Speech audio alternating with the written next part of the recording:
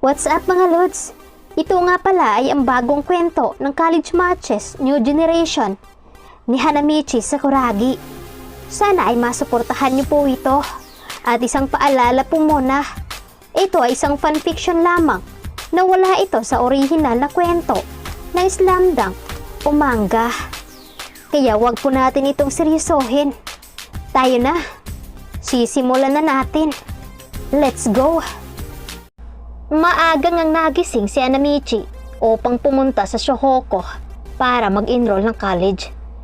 Ang hindi alam ng iba ay nakapag-graduate na ito ng high school kung saan nawala ito ng 3 taon sa Kanagawa dahil sa matinding tinamo nito sa huling laban niya at ngayon ay magkolehiyo na ito. Excited nga ito dahil sa wakas ay makakapag-college na ito. Dali-dali naman ito nag-ayos ng kanyang gamit at pagkatapos ay nag-almusal ito at naligo. Makalipas naman ng ilang minuto ay agad na itong lumabas ng bahay para pumunta sa Shohoku. Noon, ang pagkakaalam niya ay Shohoku High lang ito at doon nga siya nag-aral ng first year high school. At ngayon ay nabalitaan nito na mayroon na palang Shohoku College ang Kanagawa. Ang laki na rin na pinagbago sa lugar na iyon. Kaya't nung nabalitaan niya ito sa kanyang kaibigan na mayroong Shohoku College na inilathala noong 1997, agad namang naisipan ni Sakuragi na muling magbalik para sa isang misyon ng basketball team. Ay, grabe. Hindi ko akalain na makakatungtong ako sa kolehiyo. Akala ko babagsak ako nung high school dahil hindi ako masyado nakapokus sa pag-aaral ko. Gawa nung sumali ako sa basketball team ni Gori. At pagkatapos nun ay na-injured ako. Grabe, ano na kayang itsura ng Shohoku College? Dahil sa huling beses ko doon ay nung naglaban nga kami sa Sano at na-injured ako matapos nun. Hindi ko na nabalitaan ng iba pa naming team dahil sa kagustuhan kong gumaling sa paglalaro ko.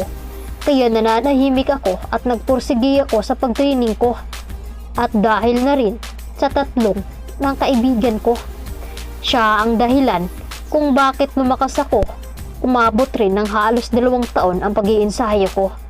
At ngayon sa pagbabalik ko, makikilala nila ang henyo na pinakamalakas dito sa buong distrito ng Japan. Ay, nandito na pala ako. Sa pag-iisip ko ng nakaraan ko, hindi ko na malayan dumating na pala ako sa Shohoku College. Grabe, hindi ko akalain na sobrang laki na pala ng pinagbago sa lugar na ito. Wika pa, nasabi ni Sakuragi sa kanyang sarili. Agad namang dumiretso si Hanamichi sa admin ng school para makapagpasa nga ng documents niya sa college.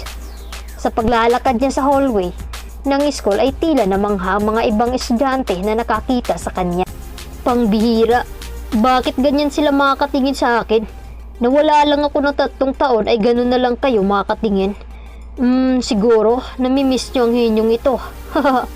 Huwag kayo mag-alala dahil nandito na ulit ako. Wika ni Sakuragi sa kanyang isipan. Na makarating niya ang admin ng school ay agad siyang kumatok dito. Magandang umaga po. Ako nga pala si Hanamichi Sakuragi. Nandito po ako para ipasa ang documents ko para sa pag-aaral ko dito ng kolehiyo. Saad naman ni Sakuragi sa admin ng school. Nagulat naman ang admin kay Sakuragi. Tiningnan nga ito mula ulo hanggang paa nito. Sabay sabi, di ba ikaw yung pulang buhok na tumalo sa Sano noon? Tanong naman ng admin. Oo, ako nga po yun. At dahil doon sa nangyari ay nawala nga ako dito sa Kanagawa ng 3 taon. Tugon pa ni Hanamichi sa admin. Welcome dito Hanamichi Sakuragi sa Shohoku College. Naway makita ka ulit namin ng paglalaro mo ng basketball. Sabi pa ng admin. Aba syempre, dito ako nag-high school. Kahit first year lang ang tinapos ko dito. Kaya dito rin ako magka-college. Mabuti rin naman ay nagkaroon din ng Shohoku College dito sa Kanagawa. Ngiting sabi pa ni Sakuragi. Ngumiti naman ang admin ng school at agad na iniabot ni Hanamichi ang dala niyang documents. Pagkatapos niya iabot ay agad na nga ito nagpaalam sa kanya. Hay, sa wakas, Nakakapagbigay na rin ako ng mga documents ko dito sa Kanagawa College. Sa makalawa ay magsisimula na nga ang klase.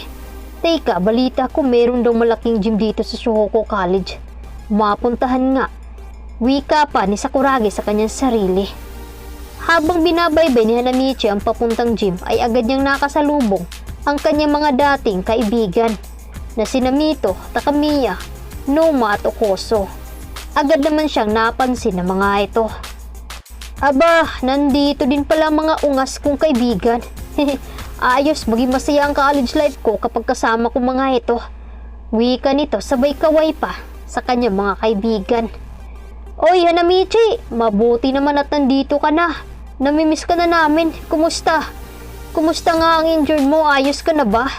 Tanong naman ni Takamiya. Oo nga Hanamichi, 3 taon ka rin hindi nagparamdam sa amin. Ano ba kasing nangyari at ang tagal mong nakabalik dito sa Kanagawa? Saad pa ni Noma. Oo nga, nitawag hindi ka nagparamdam sa amin. Ang daya mo, mauta ka talaga Hanamichi. Wika pa ni Okoso. Oy, mga ungas, tumigil nga kayo. Syempre namimiss ko kayo. May nasikaso lang kasi ako kaya hindi agad ako nakatawag sa inyo. Pero ayos na ako. Syempre, hinyo ata to. Tawang sabi pa ni Hanamichi. Ano nga kaya ang magiging reaksyon pa ng mga kasamahan dito ni Hanamichi na ngayon ay nandito na nga siya sa Kanagawa upang ipapakita nito ang kanyang tunay na lakas at galing sa larangan ng basketball.